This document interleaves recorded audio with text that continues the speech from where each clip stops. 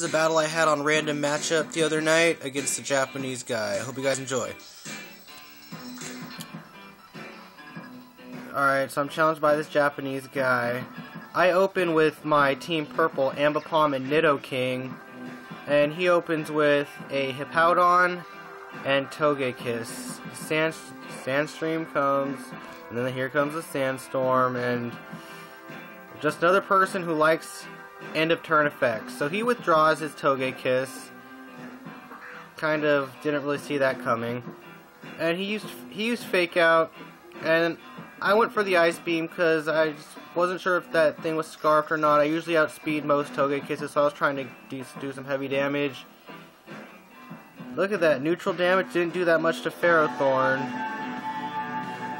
So he withdraws his Ferrothorn and sends in Suicune right here. And this is where pressure's up. This is where I fling my King's Rock. Just to hold that Hippowdon back.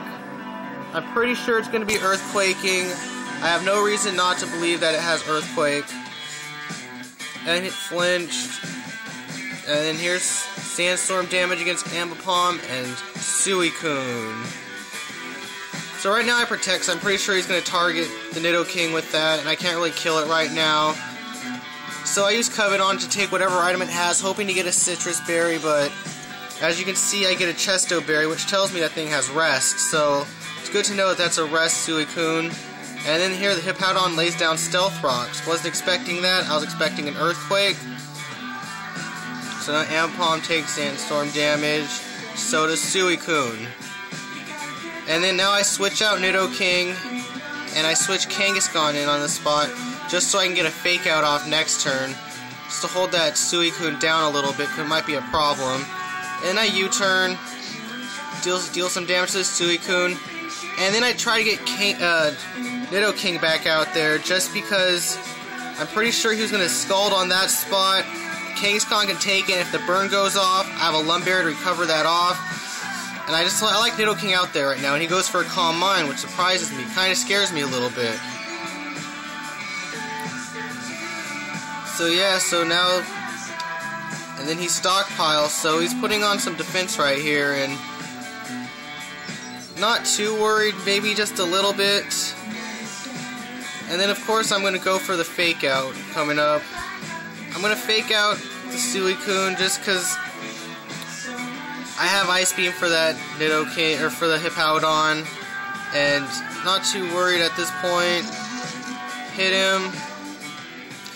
And this right here is where, after this, things go a little sour. So he stockpiles right here, and Suicune couldn't do anything. Like, I had Suicune down.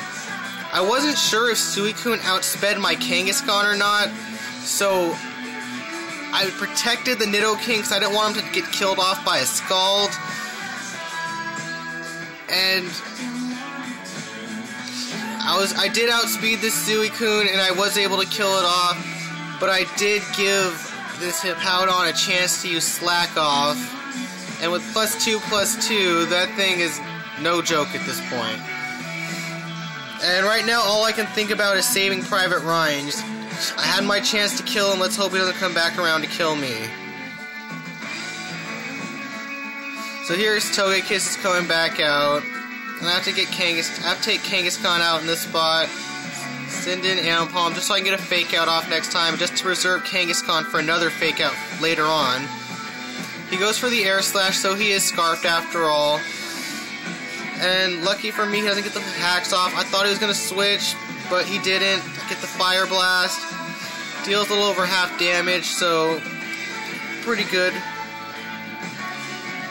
And he stockpiled 3.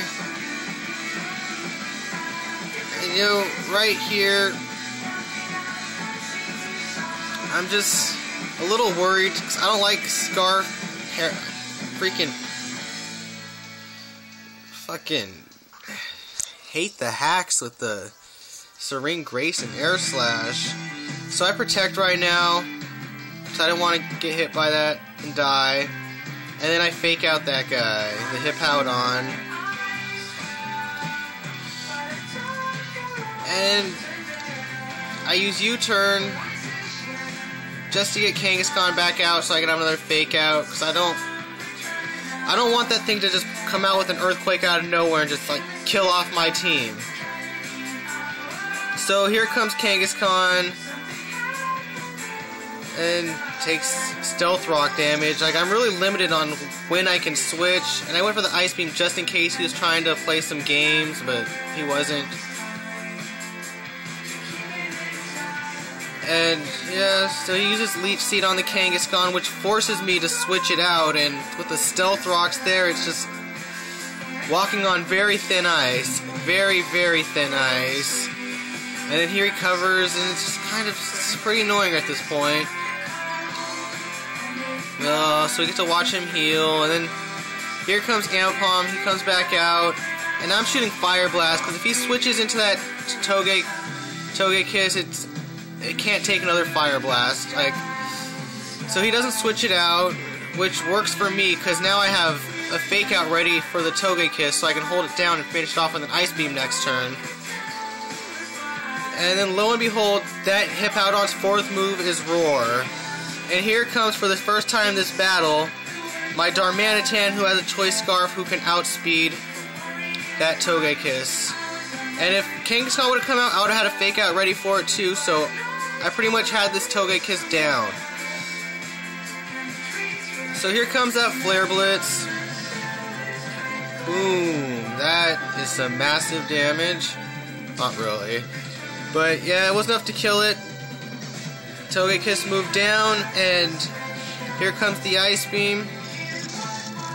At this point, the only way I can lose the battle is if Nidoking gets killed off with Stealth Rock damage. And then he used Stealth Rock on the Nidoking, and then Kangaskhan comes back out, so that thing's about to get held down for a turn and take a Flare Blitz, and then that hungry hippo is going to be fed spam. That lazy ass son of a bitch. So there's a fake out, and then here comes the Flare Blitz. And now it all comes down to whether or not a Flare Blitz in return can take it out. Here's lovely Sandstorm damage. Sand is doing more damage than the freaking Hippowdon. So here comes a Flare Blitz. Boom. Good damage for something at +3. And then here comes the return. And return just doesn't quite do it off, and then he slacks off. Oh man, so he slacks off right here. Kind of annoying. Pretty annoying. All I can think about at this point in the battle is, why didn't I just Ice Beam the Hippowdon earlier? Why did I go for the Protect? Why did I do that? Why? But you know, it's all working out. And then here's another return. Not enough. And then, as you can see, he's slowly gaining life from these slack-offs. It's kind of annoying. It's really freaking annoying. I don't want to switch in this spot because then that gives him a chance to use Roar. Just gonna like keep attacking him, wait for Sandstorm and Flare Blitz to kill me. Then I'll send out my second line of offense, which was Nidoking and Ambipom, Team Purple. And I'm going to fire Fake Out and Ice Beam, and I think that Hippo's eventually going to go down. Eventually. So here comes the Slack Off. So freaking annoying. Like, ugh. Look at that. And then Sandstorm kills him. Dang. Sandstorm. Here comes Nidoking. And here comes Ambipom. The homie. And then Stealth Rock damage. These Stealth Rocks. Here comes Fake Out. And then after the Fake Out, the Ice Beam, of course. And then Nidoking just gets the job done right here. He doesn't mess around. He gets the crit, gets the kill. And that's how he beats some Japanese guy on random battle. And he didn't rage quit on me, thank God. Alright, have a good one, guys.